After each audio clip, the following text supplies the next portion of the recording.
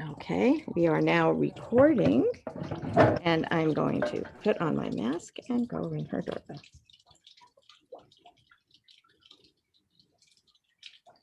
Okay, here we go.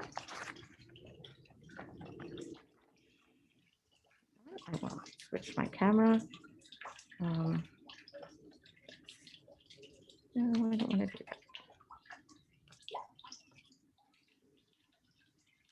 Okay, here we go. Here's our beautiful front door and the fountain that you've been hearing in the background. We'll be talking about that in a minute. So let's go meet Sherry Farbstein.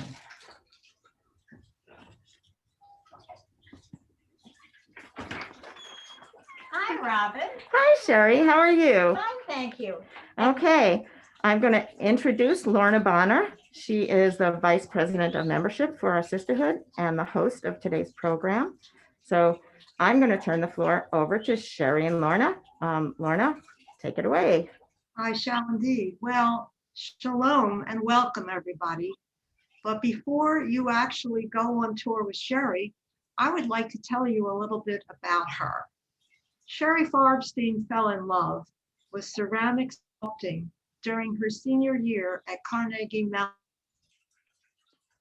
After 61 individual and group art shows, winning dozens of awards, including Best of Show at Spoleto, she still produces the most extraordinary handcrafted ceramic expressions from all types of tabletops to large wall sculptures, outdoor furniture, fireplaces, teapots, kimono statues, and guardian angels.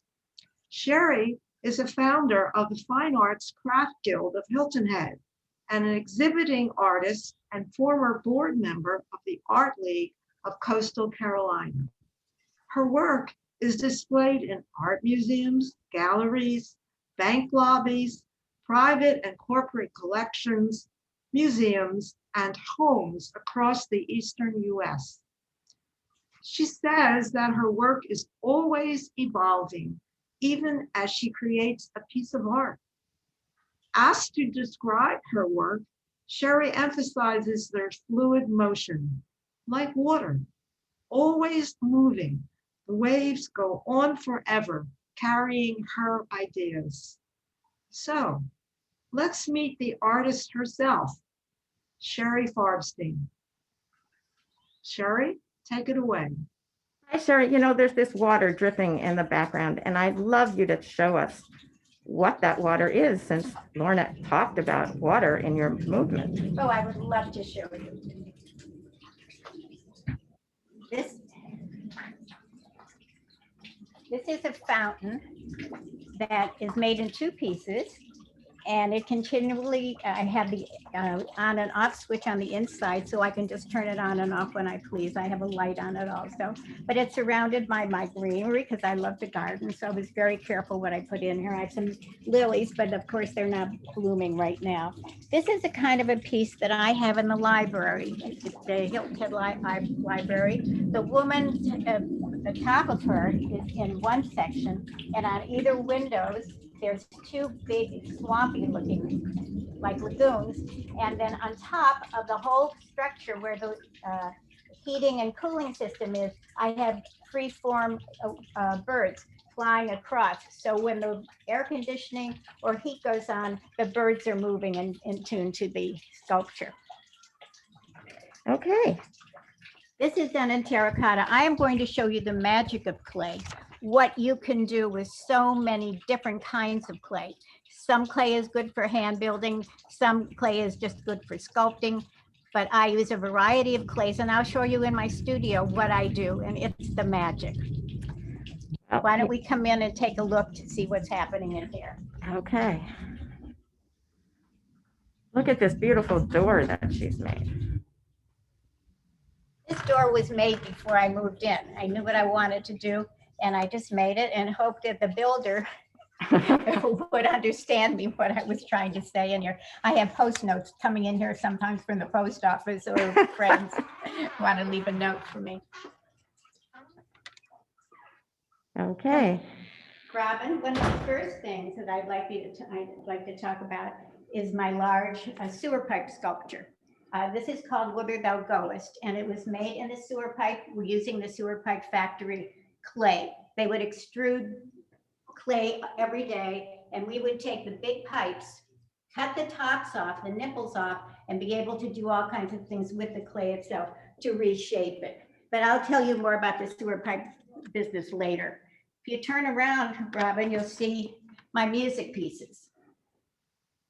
We're very into music in this house.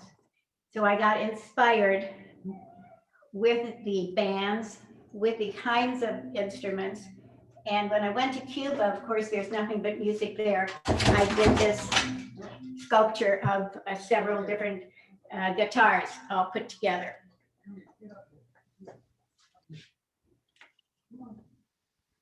Okay, let me take you around and kind of, I also do faux tables.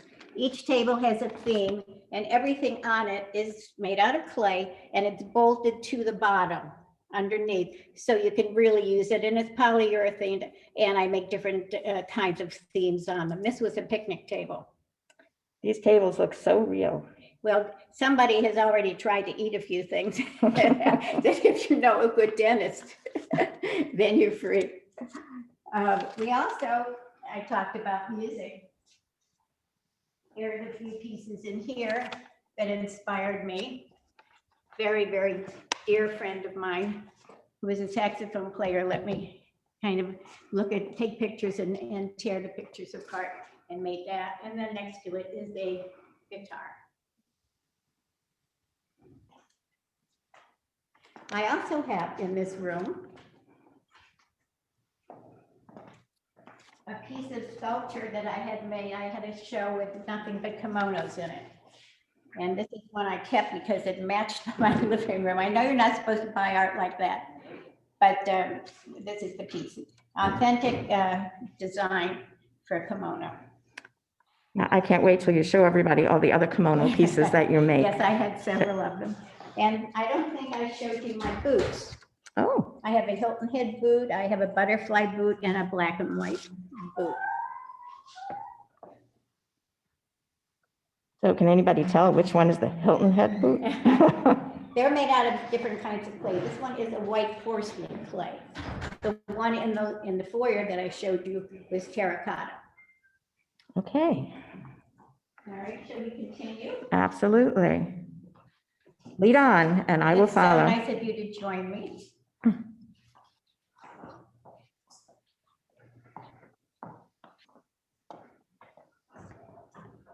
There's another piece right here, another band member.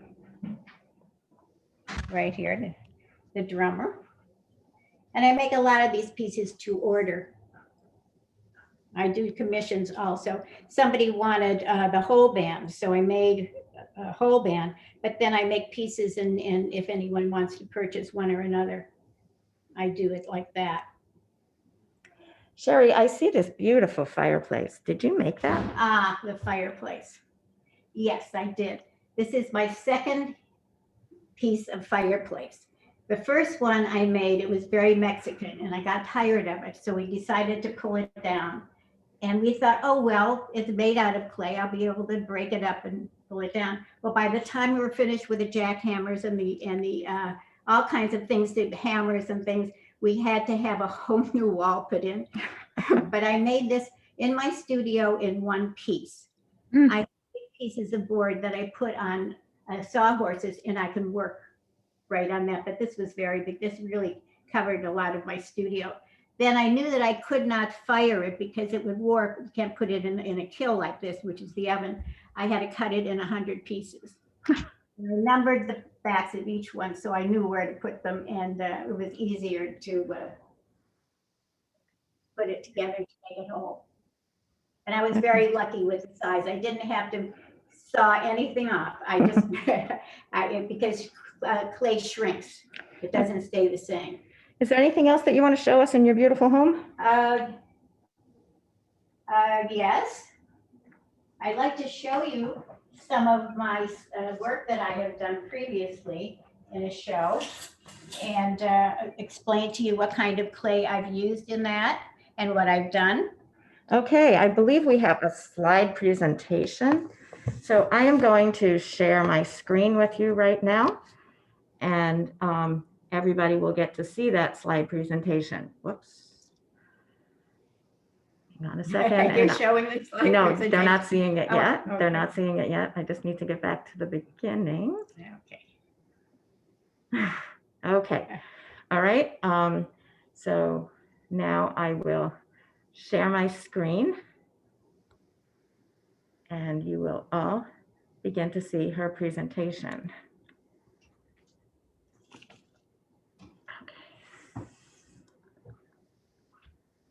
Okay, Sherry.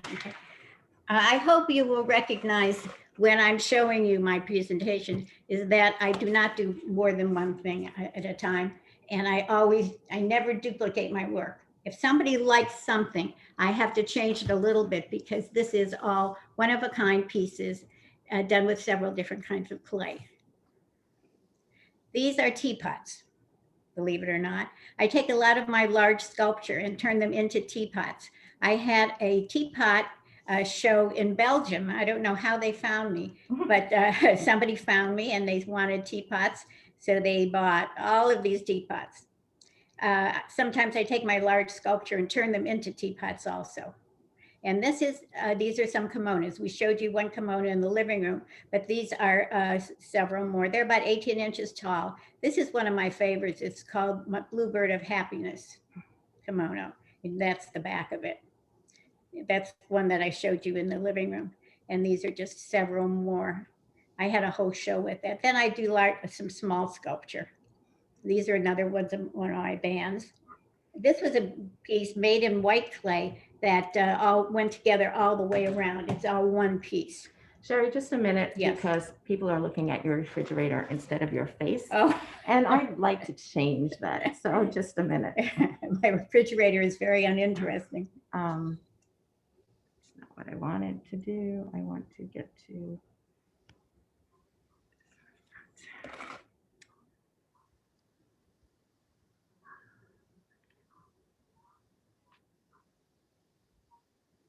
There we go. Are we here? Okay, good. Now, Okay. that's better. I call this jumpin' jazz, this piece. Each one of these figures is in a zoot suit, my imagination of the zoot suit, and they're playing different instruments. You can see different sides of it. And now I also do very large sculpture. This was a funny sculpture. I had done this in my studio and I was working on it, and my 16-year-old said to me, "Mom, what are you doing?" I said, "Well, I'm making a sculpture, Stacy, and I need you to model for me." And she said, "What, you want me to take my clothes off and model?" I had no choice but to do it myself. And when my husband came up, he said, "What are you doing in your studio with a mirror in front of you?" And this is the sculpture that I made. This was inspired in Santa Fe. Yeah. These are also some sewer pipe things. I call this the dance. And I'll tell you about the sewer pipe factory later, because that comes right in after this. This is another one of the sewer pipes. I also do faux tables. This is a piece of artwork that is called The Picnic, and all of it is glazed together. All these pieces were put into this basket and all glazed at one time, so it's all together. This was somebody who wanted a theme of apples. They had this in their kitchen and they wanted a centerpiece. So I said, "Could I do whatever I want with apples?" "Yes," she said. So this is the recipe for the apple pie. These are the Granny Smiths. These are, You can't touch the screen. oh, I can't go back. There So you these are the Granny Smith apples, and every piece of a sculpture that you see is part of the recipe of the pie, and it's all clay, the whole thing, and it's all been fired together. This is a jukebox. There's the back of it. This is called the Lagoon. It's about 12 inches tall. It's not real large. This is the back of it. Noah's Ark. Jukebox. I had a whimsy show. And this is the day at the beach with the whole family. I use the main sculpture as a palette and then decorate it around, so it tells a story. This is a woman in a lagoon, the bird on her shoulder, and she has a cat on her lap. That's the back of it. This was the heading for a show that I had. And all these pieces from the garden are all clay, and it's all together. These are another one of the faux tables that I make. And this is all connected to the table itself. This is an interesting story. I had a big show and I made this piece. And as I was making it, I teach classes too in my studio. And everybody said to me, Sherry, you have all your groceries in the studio. What are you doing with them? And I said, well, they're all clay. So this Club Publix back is loaded with all kinds of groceries. I tore it and called it Publix Disclosure and had things coming out. For some reason, I don't know who told or whatever, but Publix Incorporated found out about it. And they wrote me a letter and I said, oh my goodness, I don't know what they think, because I never asked if I could use their logo. I was really nervous about it. It came from the secretary of the CEO and she said, we'd like to have a picture. So I sent the picture. She said, it's sold, we'll buy it. So now it's in the headquarters of Publix. And these are just some faces that I made kind of like models and sculptures. This is a wall piece, a couple of wall pieces here. This has several different pieces to it and it's all together. This is outside. Now these things are wonderful outside. They can last forever. And these are tiles. This I designed for a furniture store and they reproduced them. This is in Moss Creek, or was in Moss Creek. They had asked me to make all of the birds that are in Moss Creek. So I went out with a camera and I got different views and I did the 3 of them. They're about 3 by 5. This is my fireplace, as you saw. This is above someone's fireplace. And it's on the mantle and it's 2 big, large birds. These are some more. This is me a long time ago, but one of my first shows, and you can see I love to build large. And this was all terracotta clay. This was a heading for one of my shows also. This was interesting. I found a man who tied flies. He was a fisherman, and he had collected all these wonderful feathers. And he also had a TV repair place. And I went there to get my TV repaired, and I saw all these feathers, and I said, what is this? And he showed me cases of them. So I bought a lot of feathers. And this is, sometimes you can't really tell where the clay begins and the feathers begin. This is all from Santa Fe, all my inspirations from Santa Fe. These are some of the feathers. They were just gorgeous feathers. These are table pots, just on top of the tables.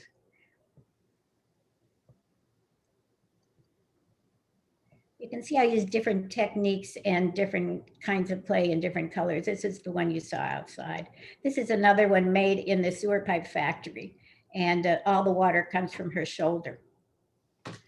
This one is also in front of a house. I can't remember who I made this for, but it's here, and it's all these flowers and things, and the water comes from one nest to another nest to another nest all the way around.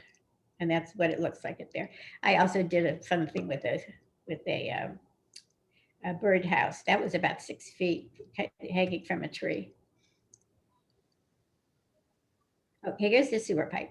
A friend of mine, a mentor of mine, worked in a sewer pipe factory, brickyard, getting his tuition through college.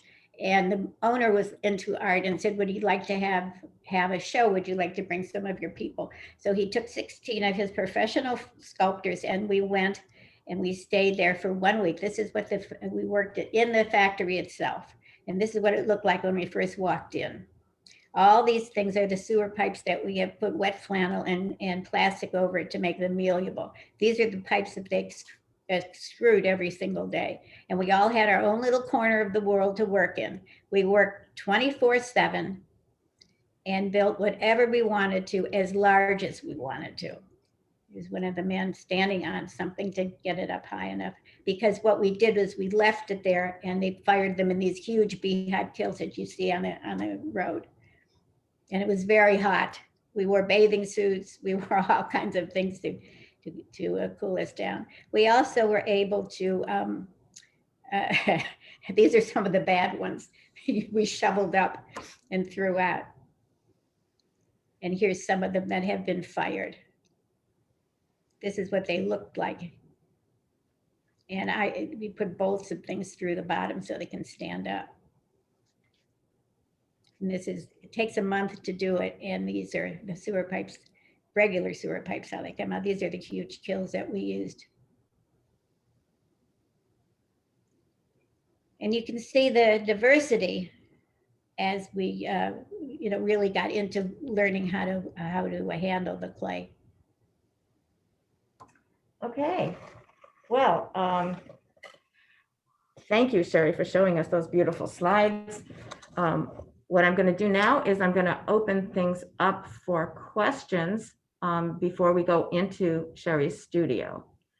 So the other thing, if people are wondering, I am wearing a mask, but fully vaccinated, so is Sherry. We're staying 6 feet apart anyway, but it would be really a shame if you were to not see Sherry's facial expression, so I'm letting her not wear a mask. Okay, Linda, I need you to turn off your video, please.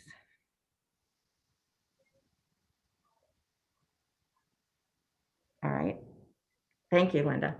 Okay, so any questions? I'll be happy to answer. If you have a question, I need you to use the raise hand feature, and I will call it, or just unmute yourself and I will call on you because I will see you there. So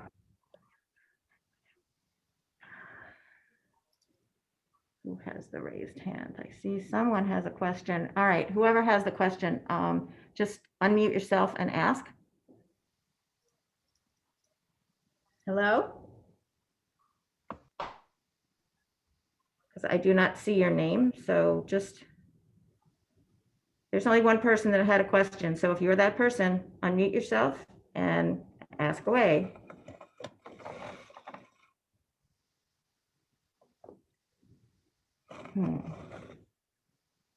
How often do you use yourself as a model? Whenever I can't find anybody else to do it for me. Well, some of the faces look like yours. Probably, they could be, yes, yes. Okay. I have made plaster molds of my face, but I have made plaster molds of other faces too. And I'll show you something in my studio that I did make a mold of and how I did it and why I did it. Okay. Anything else? Anyone else have a question? Just unmute yourself and go ahead. I have a question. Sherry, do you usually make a sketch first of your work, like in a sketchbook, or is that something you usually do? That's a very, very good question. When I have a commission to do and they want something specific, I make a 3-dimensional sketch. I make it actually out of clay, very small. I'll show you some of the sketches. I pulled them out today to show you. And I keep improving it or taking things apart or putting it back together in order for them to see exactly what they're going to get. So when they say to me, this is exactly what I'm going to get, I said to them, this is exactly what it's going to look like. So we formed that partnership because she trusts me and they trust me, and this is what I do. But it's very important to make a sketch when you're doing something large like a fountain or a big wall piece, to do that. Usually with my smaller pieces, I don't. I just let it go where it goes. Lots of times I just don't know what I'm going to be doing, and it ends up being something completely different. Okay, last call for questions. Just unmute yourself and talk because the number of people that are asking questions is pretty small. So if you have another question, unmute yourself, or we will now take a walk into Sherry's studio. Yes, I have a question for Sherry. It's Linda. Hi, Sherry. Hi, Linda. I wanted to ask you about some of your public pieces. So you mentioned there's a work at the Hilton Head Public Library, and we certainly know there are pieces at Congregation Beth Yam. Are there other pieces around the Hilton Head or Bluffton area, or Yes, other cities that we might visit and see your work? Well, a lot of them were bought by, it's interesting, a lot of them were bought by Saks Fifth Avenue and Macy's to be used as props in their windows. And I've certainly lost touch with that. I also have a lot of things in bank buildings because they do large things. But the one in the library is on 3 windows. And what it is a woman in the center holding her hands with the birds, almost like my sculpture out my fountain outside. But on either side are big lagoon, 3-dimensional lagoons. And then on top where I have the air conditioning and heating unit, I hung all kinds of freeform birds. So every time the heat or the air conditioning goes on, they flutter. And I have one in the hospital here. As you walk into the main hospital and you're going toward the elevator, I have a large one there. I also had, a long time ago when Heritage Golf Classic was here, I had a commission from the golf people who put it together to make 200 pieces of pots that all look the same. Well, as I said, I don't do that kind of thing, but I did it because the commission was very good and I needed a very large piece of equipment. And I figured, well, I'll swallow my pride and do it so I can get this large piece of equipment. So I made 200 of them, and lots of professional golfers, 200 professional golfers have my piece of sculpture. But I have things in a couple of college universities. I have one in Delete, the what is the financial advisor kind of thing. And as I said, I do have some in Publix. I talked about that. But Okay. they're all over. They're in lots of corporate collections. Coca-Cola has one too, I think. Well, Sherry, we're all waiting Oh. to see you in your little playground over there. Where the behind me. magic begins, right? Exactly. And ends. So we will have time for more questions at the end, so save your questions. I have a question for her. I have Okay. a question. What's for dinner? Howard, go scratch. You're the gonna dog. take me out. Okay, if you follow Okay. me. Here, Howard, you can have some sushi. Oh, that's another one of my tables. Okay, here we go. I'm changing my camera view. All right. Just a minute. Please excuse me, I am not a professional photographer. But you're doing a great job. Okay, rear camera. There we go. And there's Sherry, and I will follow you. Okay.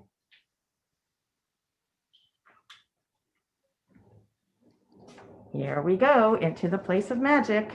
I bet you can't guess where we're going. Everybody gives me little signs for my studio.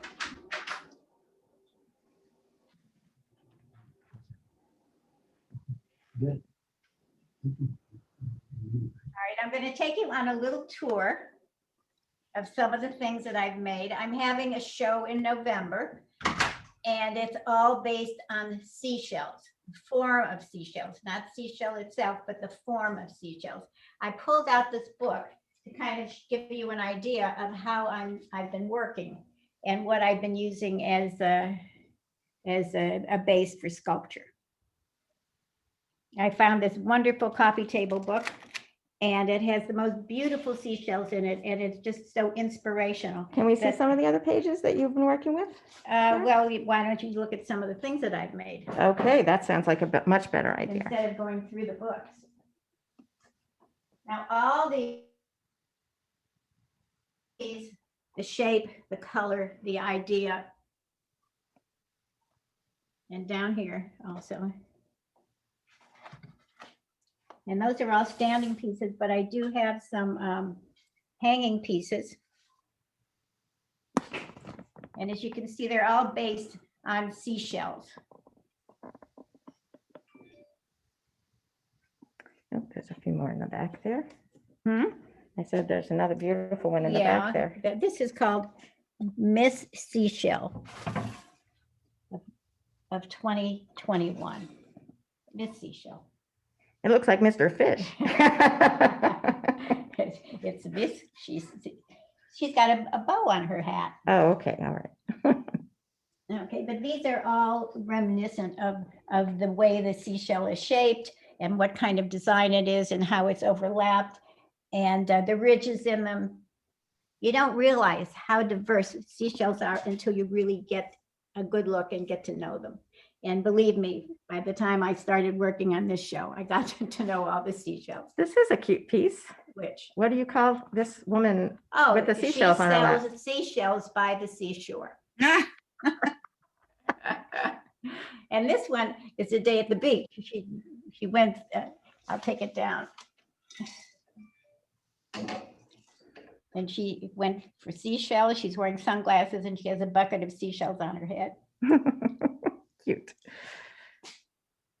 All right, let's see some of the other treasures that you've made here. Okay, I did this. This is a salad bowl using the seashell as a handle. And this these big salad bowl and the small ones. These are my students' work here. Your students, do you run classes? I have classes every Tuesday morning from 9 to 11. Okay, you want to do a commercial to get more students? Of course. This is a commercial. I teach, I am hands-on, I am always around, and I always help.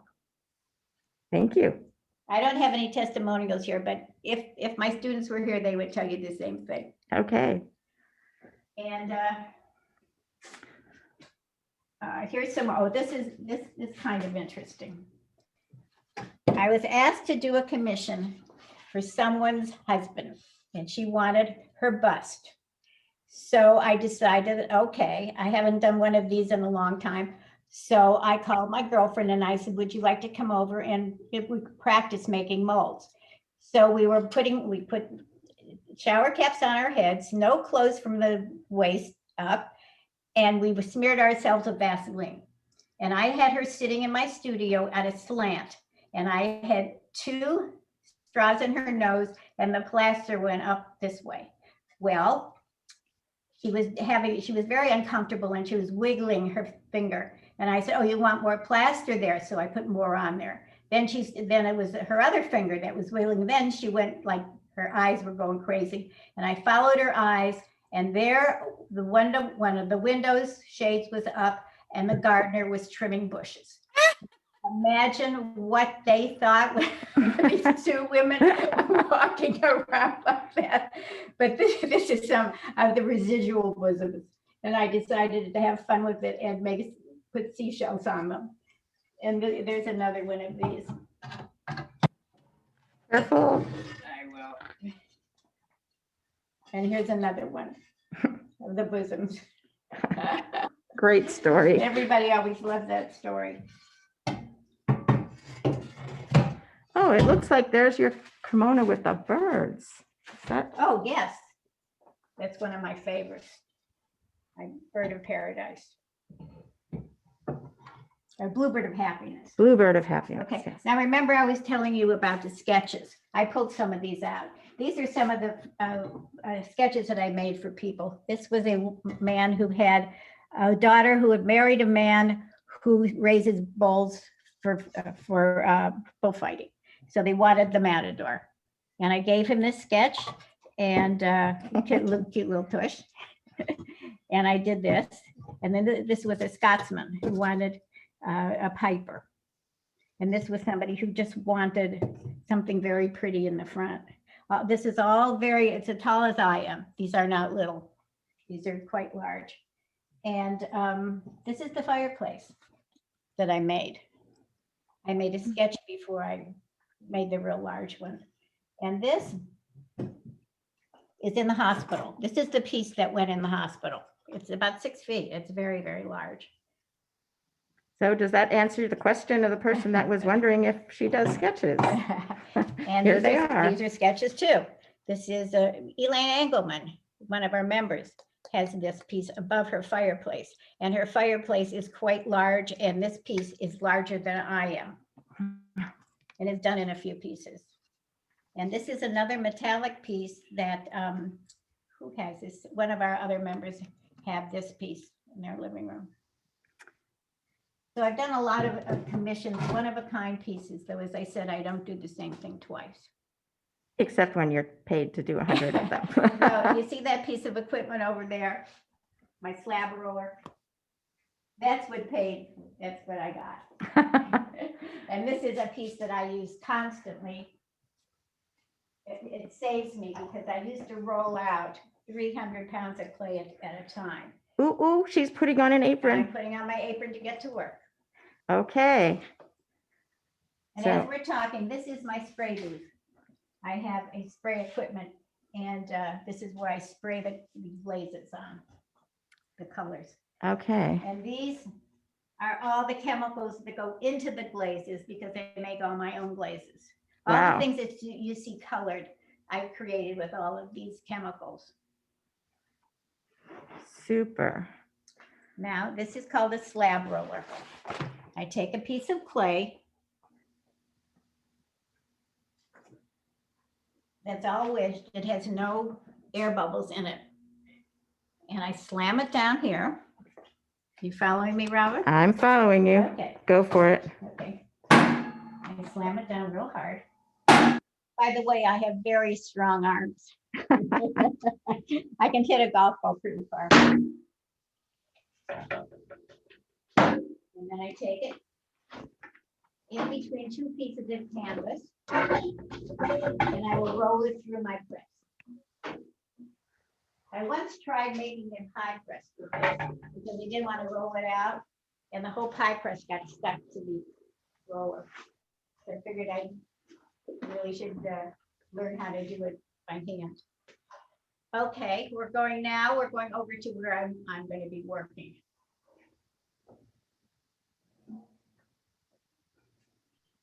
What I'm doing is called slab building. I don't throw on a wheel. Everything is handmade by hand, one of a kind with slabs. What I do is I take the piece of clay and I cut it into slabs. I have to make sure that there are no air bubbles in anything. So if I do have a piece of clay that's large, I'll take one of my rolling pins and roll it out and make sure that there is no air bubbles in it. This will be the base. I'm going to just show you how I make a basic piece of sculpture. What I do, I always use water. Water acts like a glue in between pieces of clay. You cannot do something and expect it to stick together if you don't put water. It's like a lubricant, like a glue. I can use a spray bottle, get the water, or I can use a brush and put a little bit of water on it. Now I like to take the slabs and cut them square and put it down on top of the base on a turntable and a piece of plaster called a bat, B-A-T. This plaster enables the piece to stay, to be able to be picked up. If I did it on the table, there's no absorption. And if you don't get the water out of it, it will stick to the table. So I always Sherry, use what are you that. making for us? I am just making you a little pot. Okay. But as I'm talking and working, think about some of the big ones that I've made because I've started just exactly like this for some of my big ones. It all depends what size the base is or what shape the base is in order for me to make some of these very large ones. Excuse me. It's very important to cover up all your seams. So I have all kinds of different tools and I go around and I have to connect each piece together so it becomes one piece. You can't have any seams in here because this is where it breaks. Just go around. I'm not concerned about the tool marks or anything right now because I have tools that I use to finish it off with.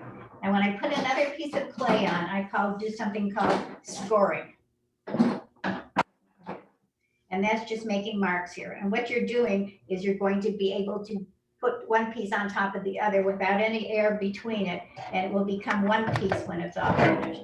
So if you remember some of the things that I've made and some of the shapes Sometimes I put it on the outside to make it go out, and sometimes I put it on the inside to make it go in. This one I'm going to put on the outside. Again, use water. I said you can either use a squeeze bottle or a brush. Put it on the outside edge. There are two edges, an inside and an outside. If you're going to put it on the outside, you use the outside edge. And I use my right hand to hold it and my left hand to scoop up the clay behind it. And as I go around, if I want to make this full, I will slant the clay out.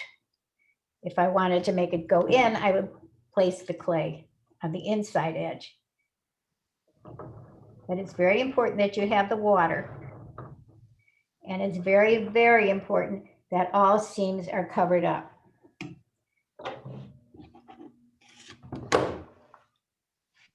You can just put clay in here. It's nice and moist.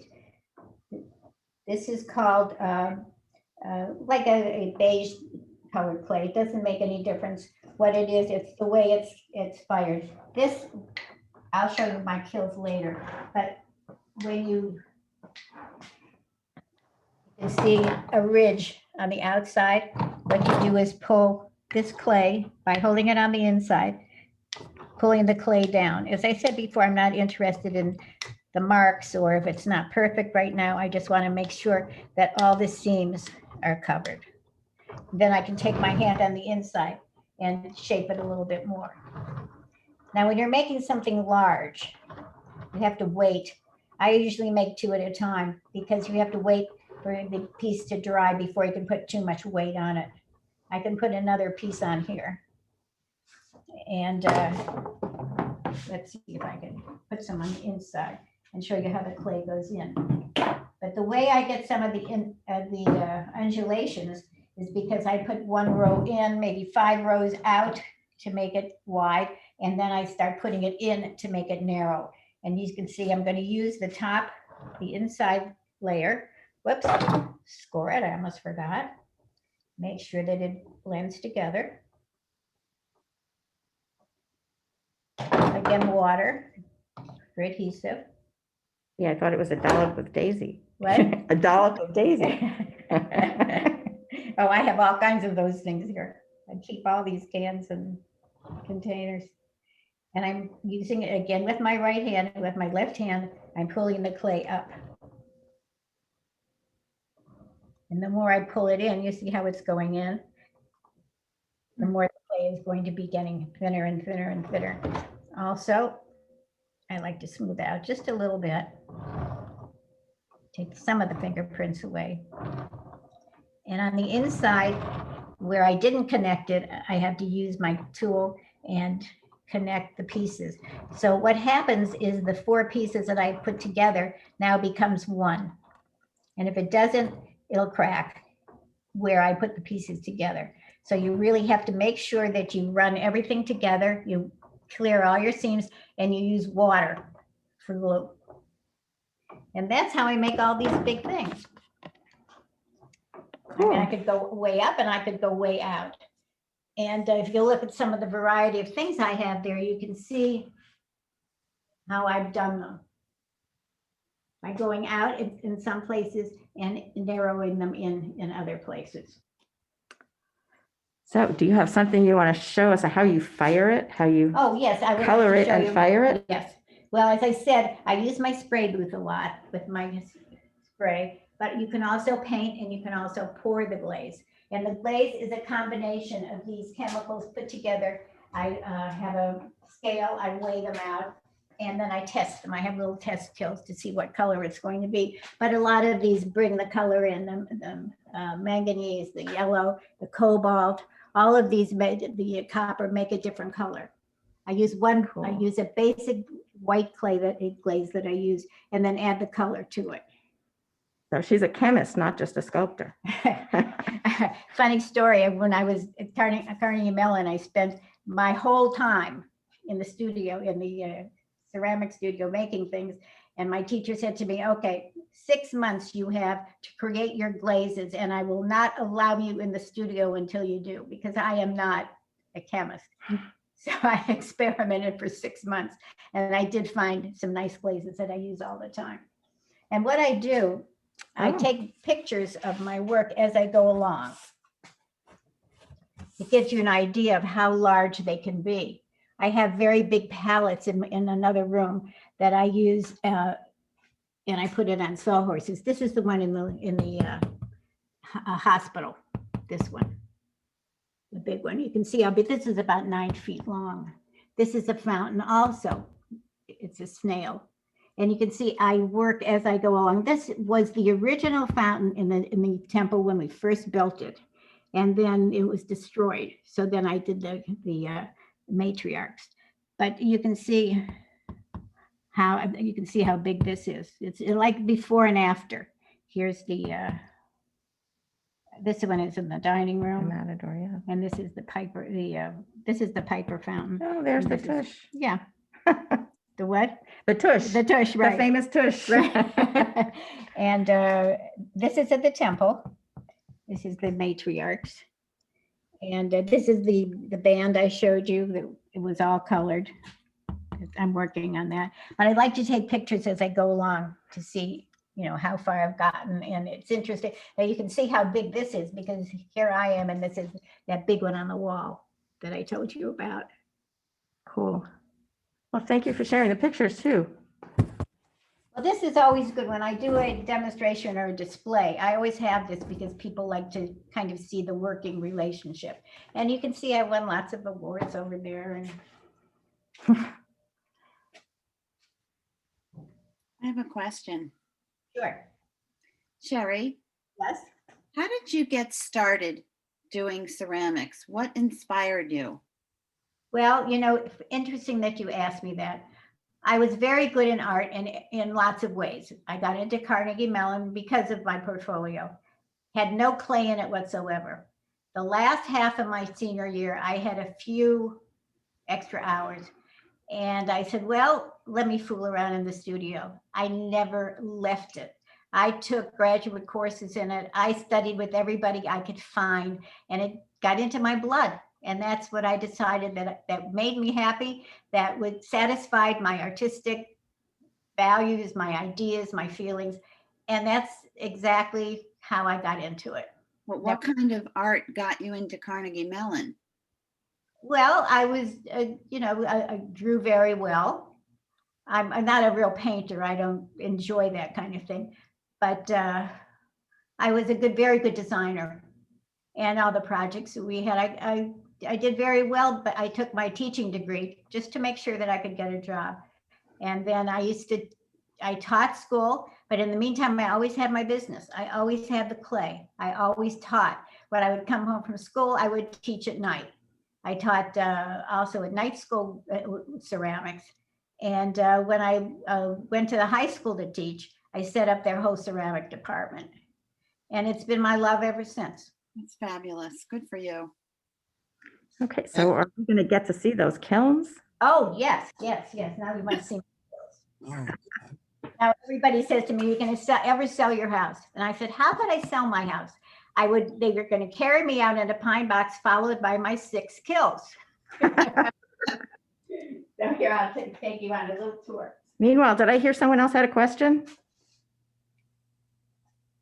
No? No. Oh, behind closed doors. Oh my goodness, we're going into a closet. Oh, wow. This is serious equipment.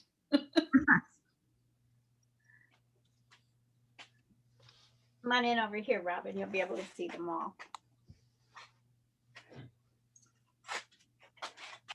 Okay, you want to switch places? This is my real big one. And this goes on top of here if I want it this high. But let me lift this up. And you can see the inside of them. They all look like this here, the inside. And I put shelves in and I layer up the pieces. Cool. Okay, and what's that? no, wait.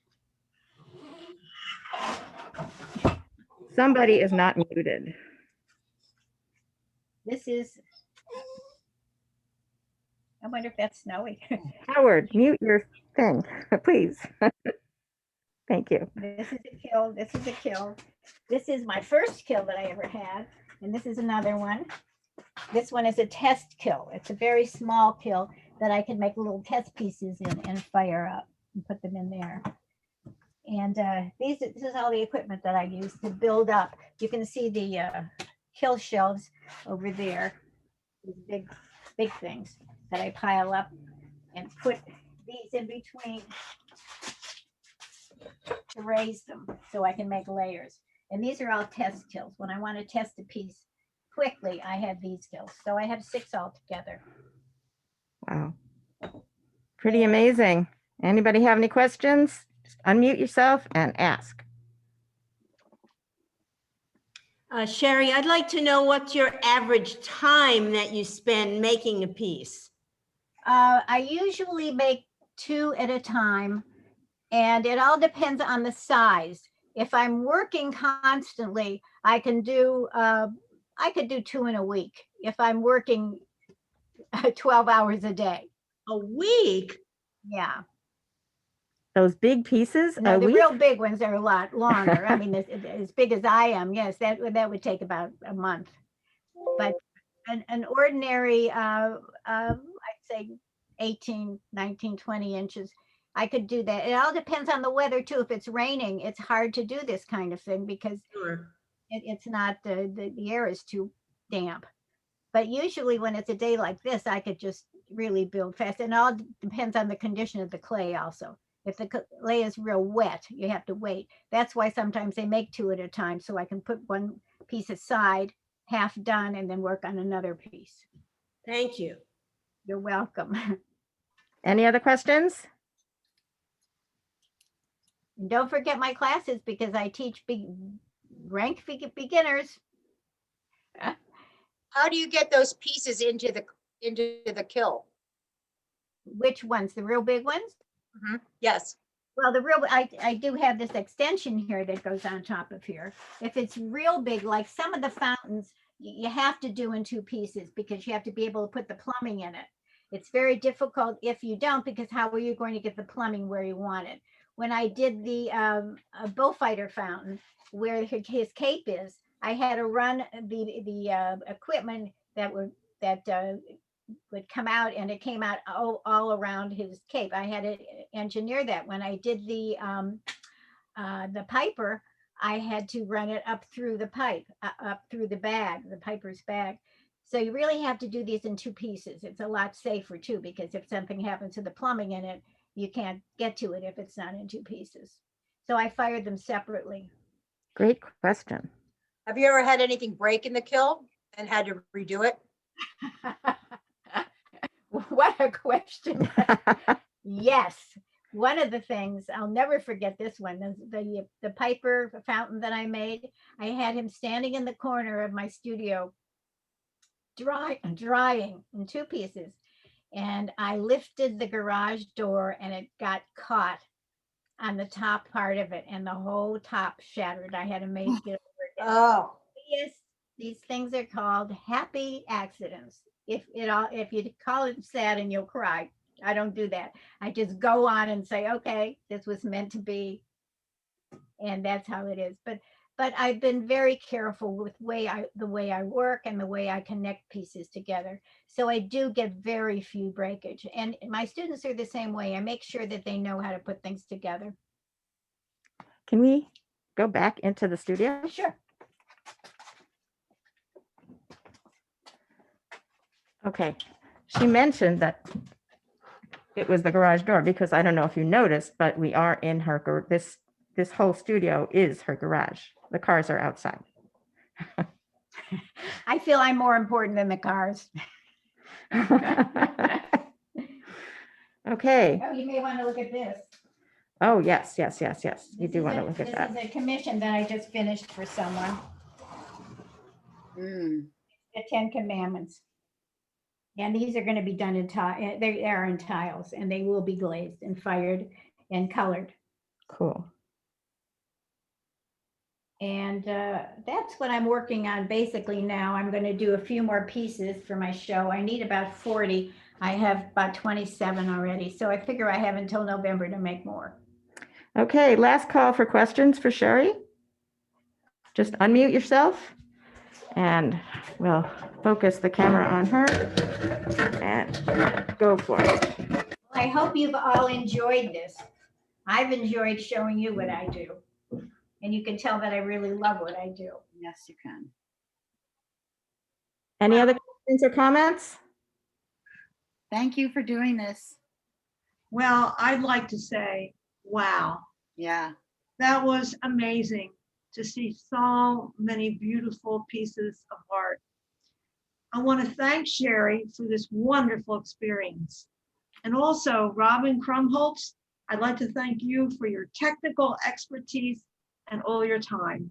Couldn't have done it without her. Yeah, I hope you enjoyed my home movie. I'm not doing this. I'm not a professional photographer and I'm, doing this on my own little computer. So. Well, it's been fun and I really thank everybody for watching and asking questions. And I hope you enjoyed it because I certainly enjoyed doing this. I want to thank Sherry for all the time she spends in the studio. I can watch my sports programs. I'd like to remind everybody about Sherry's classes on Tuesday afternoons in her home studio. Give her a call. And in addition, Sherry is giving a show at the Art Center running from November 2nd, 2021 through November 22nd, 2021. There will be a reception at the Art Center on November 10th. And thank you all for joining us today. Thank Hey, you. Sure. One more thing. Maxine Utah, who is also a potter, and I are having a show together with our students at Honeyhorn in, I think it's in October. Awesome. And if you enjoyed this show and know somebody that missed it, I have been recording this and the recording will be posted on the CBY website. You'll get an e-blast about it. So it'll be posted there till the end of the month. So. Yay. Okay. September and October, Sherry. Oh, okay. Oh, Maxine was there. Well, Maxine, I have so many dates in my mind, I couldn't remember. Okay, any other questions? Hopefully you enjoyed the show. Thank you, Sherry. Okay, bye-bye, everybody. Bye. Bye.